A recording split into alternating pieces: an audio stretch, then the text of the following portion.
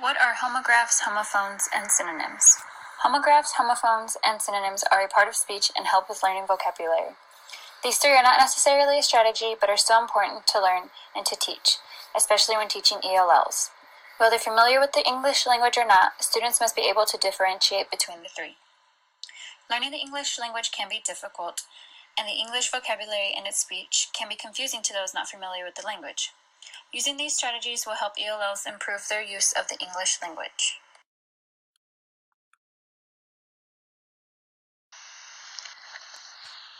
Hi everyone, this is Renee, and I'm going to be talking about homophones. Homophones are words that have the same pronunciation but different meanings and perhaps different spellings. Here are some examples that you may be familiar with. We have there and there, air and air, new and new, and then cord and cord. As you can see, the spellings are different and the meanings are different. So for there, we have the location, and then for there, we have a possessive pronoun. So those are two that I think a lot of people mix up when they are writing or talking, well, especially writing. They don't know the difference between the two. And then we have new and new. That's also another one that people tend to mix up. So we have new, which means to know someone, and then new as in recent or something that you just purchased that's brand new.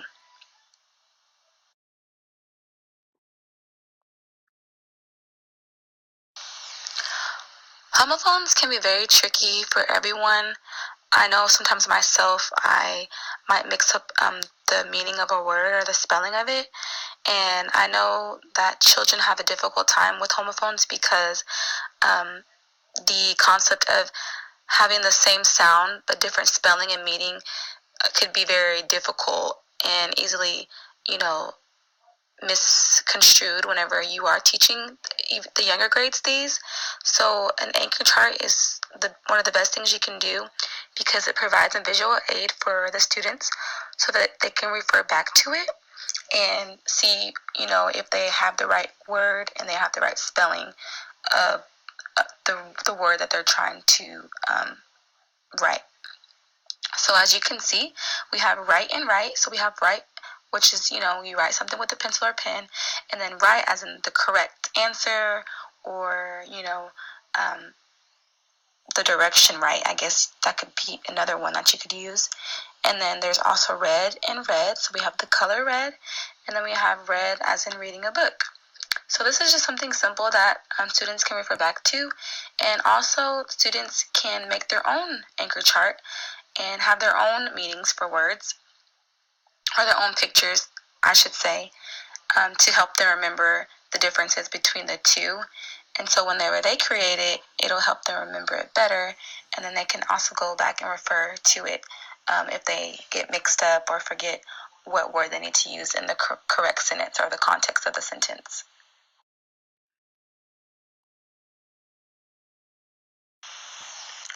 One activity that would be great to incorporate in a lesson would be the Minute to Win It game.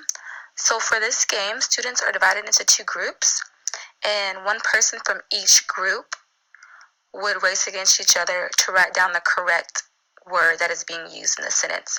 So for example, if the teacher told the students, Johnny told his friend that he would meet him over there by the school, the students would then write down the correct word, which would be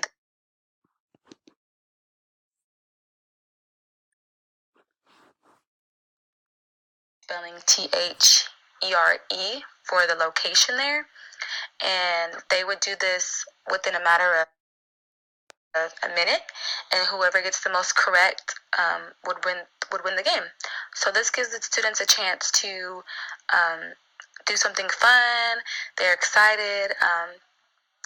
They get into it, and whenever you have something that's competitive, the students really enjoy that. So this is just something that would be great for review for the homophones, and something to get them moving and participated and engaged in the lesson. Hello everyone, today I'm going to demonstrate how to do the homograph picture dictionary. So I'm going to start off by writing the word in the middle, bat. And then what you want them to do is draw each type of bat. So the first one I'm going to draw is the winged animal bat.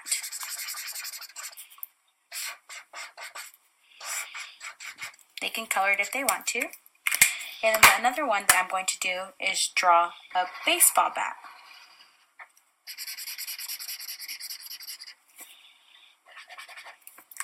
Something like that. You can even have them add a little baseball if they want to. The next word that I'm going to do is nail.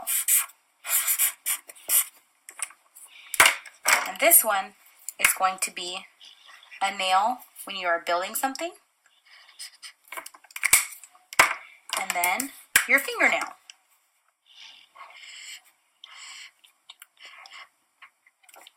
And you can have them draw an arrow to it so they don't forget. And then last one is going to be ring.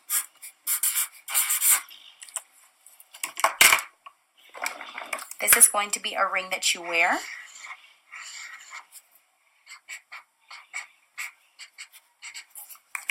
And the other one is a ring, like as in you're ringing a bell. So just have something simple. And that's it. So this one, it has the word and the two types of meaning of that word.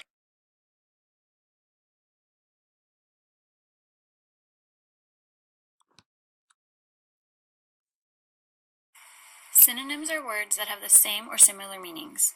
Synonyms allow us to be more expressive and allow variation within our sentences. They are important to teach to students because they allow students to be able to use and know different vocabulary words. Our group chose a synonym matching game as a way to teach synonyms to students as well as ELLs. This game is pretty simple and can easily help students learn new words, and it's a good resource to have and use in the classroom because it can be used across all grade levels. For this game, I color-coded the flashcards to make matching the synonyms a little easier. All the students would have to do is choose a yellow or green card and would find the coordinating synonym, which would be in either yellow or green depending on what color they chose for their first card. The students can also work alone or choose to work with a partner for this matching game.